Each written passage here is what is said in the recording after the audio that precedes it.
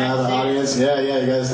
And thank you for sticking around, Kirk. I know she's got to be like, oh my God, we're never coming back. All right. Ladies and gentlemen, he's been waiting patiently. Please put your hands together for this next guy. Come and say, give it up for Bob. Bob. Yeah.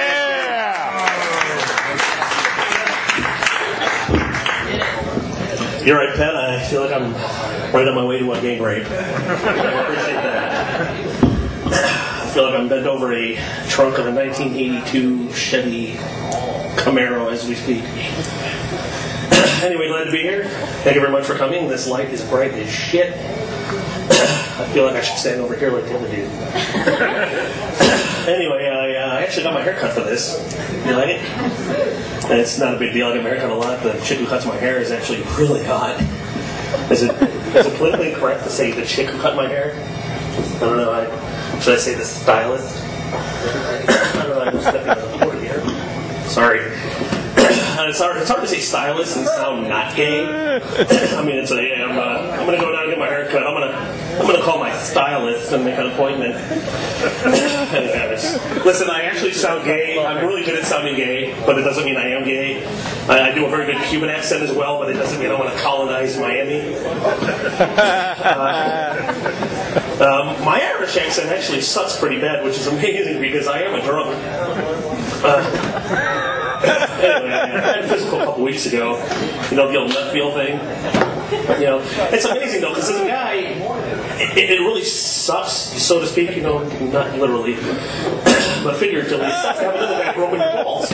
But it's something you get used to. You have it done a few times during your life. It's not a big deal. And your doctor cozy up in a little office together. He feels your balls. You go about your day. But yes, I'm scared. Ladies and gentlemen, I am terrified right now. I never clear my throat this much.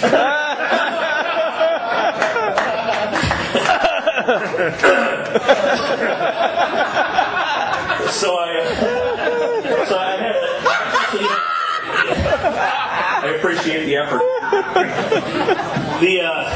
You get used to these physicals, the doctor's feeling your balls, but it's funny when you join the military, because the military throws a little bit more spice into it for you without letting you know about it. Because you go into the military and all that, your time, when you get out, you got to take another physical to actually get into to receive VA benefits and shit like that.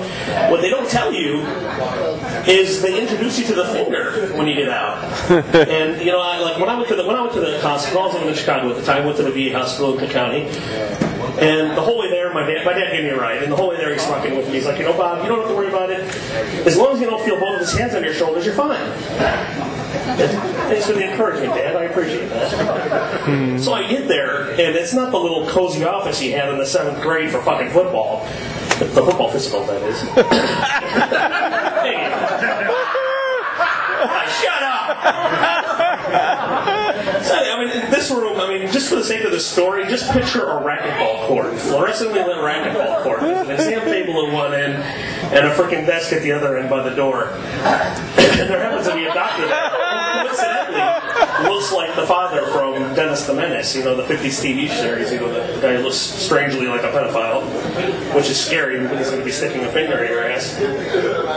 Anyway, so I get in there, I disrobe like you normally do. It's a physical, so I take my clothes off down to my underwear. And No! There's a lot of laughter here that has absolutely nothing to do with me whatsoever. There actually happens to be somebody on the stage with a microphone right now.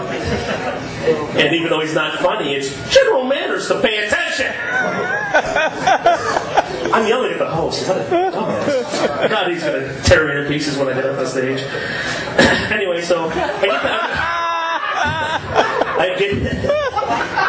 I hope he's doing that for the video. So anyway, I get there, I take off my clothes, the guy he's feeling my every time you call, expecting something to come out, and I'm thinking, dude, if you want something to come out, you're going to have to try a little harder than that, because that's not the way to do it. Right?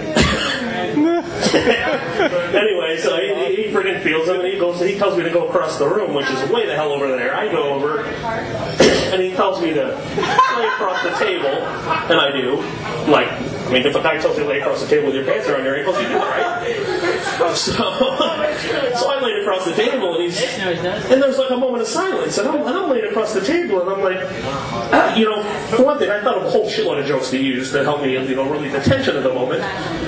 None of these jokes came to my head. It's not funny at all, like my act right now. And I'm laying across the table, and the guy's not doing anything. So I turn around, I look around, and the guy's lubing up his finger, so I regret turning around. But a couple more minutes go by, and he like spreads my ass cheeks. And I'm thinking, I mean, he like paused after he spread my ass cheeks, and I was kind of confused, but you know, I didn't ask any questions like I normally don't. So he then inserts the finger. I'm hoping to check the prostate. It wasn't Saturday night. He wasn't drunk, I don't think, so I don't think it was anything else. No fist. I appreciate that. This was my virginity going away, so there was no fist yet. That comes for my next act. Anyway, so he sticks the finger in, and surprisingly enough, it hurt. And for the ladies, I understand why you don't want it in the ass, because that shit hurts. Getting it in the ass, right? Anyway, he sticks his finger in and it hurts, and I made a sound that I never thought I would hear myself make. And it was really like my manhood just leaving the state. Yes. And I bent over and he stuck the finger in and I made a sound. And I can't duplicate it exactly, but if somebody would like to come up here and stick their finger in my ass, it might be a little closer to the way it was. But barring that, let me try to duplicate it the best I can. Yes. It was like... Shoot for like 12. Which doesn't make you feel like a man. Trust me, it really doesn't. So he then pulled out, which, let me rephrase, he didn't pull out, he retracted the finger. Pulled out. Oh, that brings back the memories. I don't want to get into that now.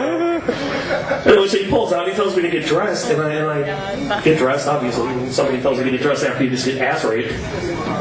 Oh, I'm seeing the phone. Anyway, so I go out, so I get dressed, and he tells me to wait in the waiting room.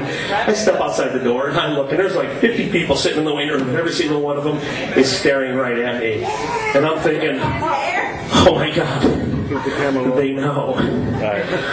Anyway, so I went home and cried myself to sleep for about a month or two, and became an alcoholic, and decided I would try stand-up comedy, and here I am, and I'm not doing very good, so I'm going to get off the stage before he shows me the phone again. Thank you very much. I can't get it in the hole. All right, give it up one more time for Bob, everybody. Give him a round of applause.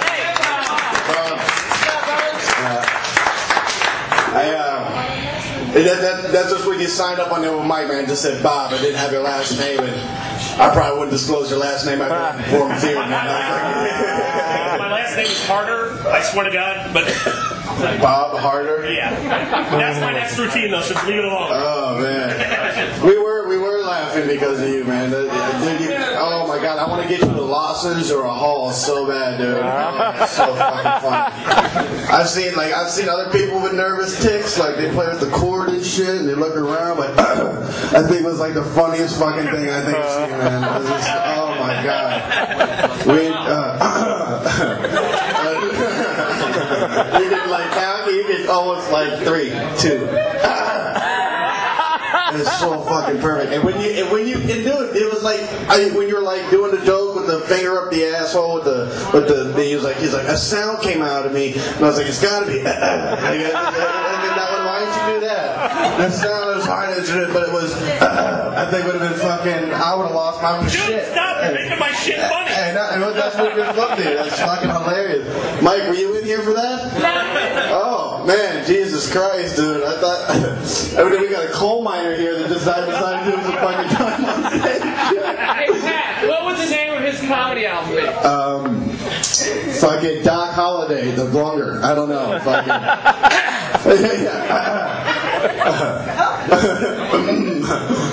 You didn't even switch it up. It's always. You didn't even. That wasn't even that. He didn't even fucking maybe switch it up. Maybe get my good. Fucking one out there for the fucking shit.